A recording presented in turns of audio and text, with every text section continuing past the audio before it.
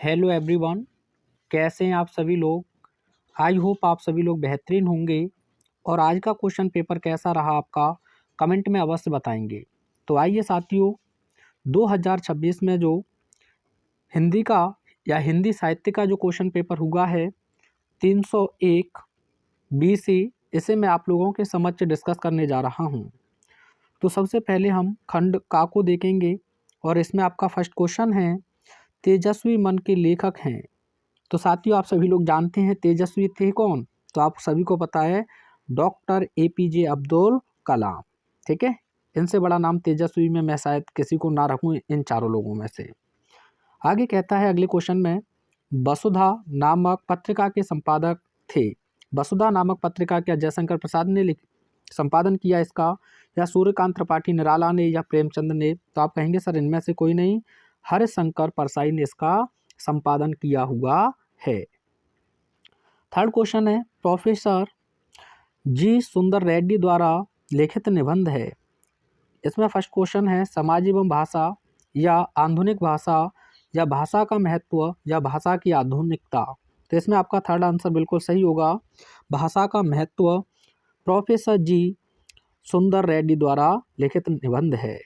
अगला क्वेश्चन है, भाषा की साधारण इकाई है। बिल्कुल सिंपल सा क्वेश्चन है, क्या कविता है, छंद है, वाक्य है। तो आप कहोगे शब्द को माना जाता है। कैसे माना जाता है?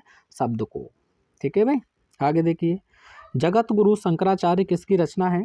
शायद मुझे लगता है ये तो अभी हाल ही में लिखी गई है, तो पंडित दीनदयाल उपाध्याय द्वारा लिखी गई है ये। किसके द्वारा? पंडित दीनदयाल उपाध्याय द्वारा। आइए देखते हैं आगे के क्वेश्चंस को।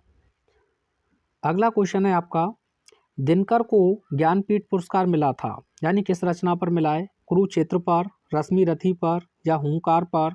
तो आप कहेंगे नहीं, आप इन्हें मिला है उर्वशी पर। किस पर मिला है? उर्वशी। ठीक है, ज्ञानपीठ इन्हें इसी पर मिला है। महादेवी वर्मा का जन्म स्थान माना जाता है तो 1907 है ना, फर्रुखाबाद। कहाँ माना जाता है? फर्रुखाबाद, यूपी है ना। प्रकृति के सुकुमार कवि हैं जयशंकर प्रसाद, या सुमित्रा नंदन पंत, या निराला, या महादेवी वर्मा। तो सुमित्रा नंदन पंत हैं। और साथियों, इन्हें प्रकृति का सुकुमार कहा जाता है क्योंकि ये उत्तराखंड में पैदा हुए हैं। इन्होंने उस प्रकृति को देख देख कर ही रचना की हुई हैं। सूर्यकांत त्रिपाठी निराला का जन्म हुआ है 1895, 1896, 1899 या 1900। तो देखिए कई बार मतभेद है, 1886 भी बहुत से लोग मानते हैं, या 1899 भी माना जाता है, जिसे फिक्स करके 1900 कई बार लिखा दिया जाता है।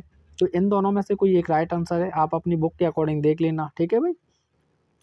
कामायनी महाकाव्य का पात्र नहीं है। तो इसमें 4 पात्र थे, ईडा, श्रद्धा और कुमार, लेकिन ध्रुव स्वामिनी नहीं है इसमें। कौन नहीं है?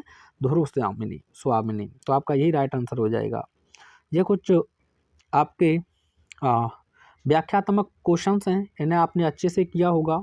आप स्कोर अवश्य बताएंगे मुझे। अभी बाकी के और क्वेश्चंस देख लेते हैं हम। ठीक है, इसमें ये थोड़ा सा बिलर आपको दिख रहा होगा, रामश्चलिति का संधि विच्छेद होगा, ये आपको बताना है। ठीक है तो इसमें जो सा है एक तरीके से विसर्ग में बदल जाता है। किस में बदल जाता है? विसर्ग में। तो शायद मेरे अकॉर्डिंग तो बी ऑप्शन इसमें सही होगा, राम हाँ प्लस चलती। ठीक है, तल्लय का संधि विच्छेद होगा। तो ला है तो वो अपने कचट तब को गजट दब में बदल देते हैं। तो यानी कि जो ला है वो अपने आप में दा में चला जाएगा, है ना। तद प्लस लय, ये हो जाएगा आपका राइट आंसर। उल्लास में संधि है, तो साथियों जो तदलय में है वही उल्लास में है। तो यहाँ आप करोगे ना उत प्लस लास, क्या करोगे? उत प्लस, तो ये गलत हो गया शायद, तत् हो जाएगा, तत् प्लस लय, है ना। ये जो ला है आपका तीसरा वर्ड, वो अपने आप में ता में चला जाता है, ता वर्ग में। तो यहाँ हो जाएगी आपकी व्यंजन संधि। कौन सी संधि होगी? व्यंजन। और यहाँ तत् प्लस लय होगा, ये मुझसे गलती से तद हो गया है ना। तो उत प्लस उल्लास, जगत प्लस जगदीश, ऐसे कहते हैं ना, जगदीश, जगत प्लस, तो ऐसे ही हो जाएगा। ये देख लेना, थोड़ा सा डाउट है इसमें। निम्नलिखित में से किसी एक पद का आपको विग्रह करके उसके समास का नाम लिखना है। प्रतिदिन, दिन प्रतिदिन, है ना। तो इसमें बात करें हम श्वेतांबर मरम, श्वेत हैं अंबर जिसके, या दशानन लिख दो ना, दस हैं आनंद जिसके, अर्थात कौन? तो आप कहोगे बहुब्रीहि समास। कौन सा समास हो जाएगा? बहुब्रीहि। ये तो द्वारा से भेजा गया क्वेश्चन पेपर, और भी है इसमें एमसीक्यूज, आइए देख लेते हैं। ये रहे, ये आगे कहता है कि नीत्वा, नीत्वा शब्द में प्रत्यय है, तो इसमें आपका होगा कित्वा। क्या हो जाएगा? कित्वा। कर्तव्य शब्द में प्रत्यय है, तो इसमें भी यही हो जाएगा आपका, ठीक है, कित्वा। आगे कहता है बलवान में प्रत्यय है, ये आपको बताना है भाई कौन सा है। ये तो संस्कृत के से क्वेश्चन दे दिए इसमें, विभक्ति आपको बतानी है इनमें से, संस्कृत से ही आपने पढ़ी होगी। छात्रवृत्ति के लिए आप आसानी से लिख दिए होंगे, ये मुझे पता है, ठीक है। और कैसा रहा आपका स्कोर एक बार कमेंट में अवश्य बताएं। थैंक